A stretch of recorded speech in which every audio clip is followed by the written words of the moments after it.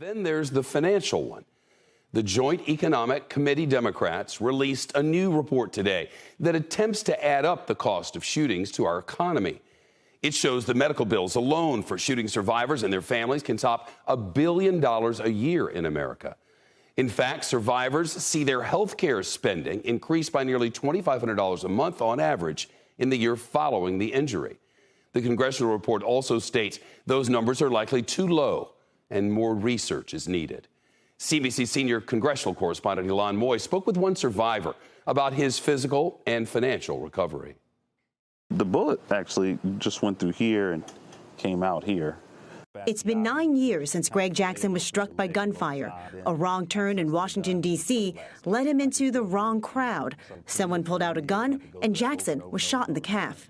Pretty much every day, I still feel pain and a lot of flexibility challenges. I also still have to put steroid treatment ointment on it daily to keep it from the wound from reopening and scabbing again. Jackson was in the hospital for 21 days, bedridden for 6 months, and the bills started piling up. Medical care was the single biggest cost, $20,000 in out-of-pocket payments, and it's still not over.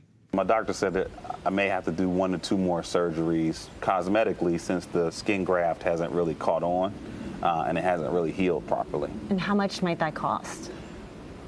Whew. That could be another $5,000 to $10,000. Other expenses are harder to quantify. A new place without so many stairs, a different job with a lower salary. Even his parents had to take time off to care for him. Lawmakers are now trying to add up those costs across the economy. Congress is holding 2 hearings on the issue this week.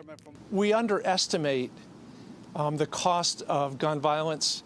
You know, we see the children that have died. We see people that have committed suicide. We see other things, but we don't realize that it touches every one of our lives in the huge cost to our economy and to our society. Jackson can see the Capitol from his street. He now leads an advocacy group that supports survivors, and he worries that Congress is so focused on guns, it's losing sight of the people who get hurt. My wound is one of the luckier ones, you know, and so you have to think about the 100,000 people that are shot or killed every year and what they go through and what they're still going through. I mean, there's probably millions of people still dealing with their injuries or their loss every day.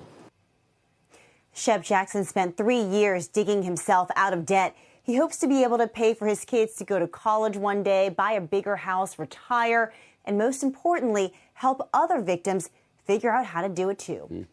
Ilan Moy, thanks very much.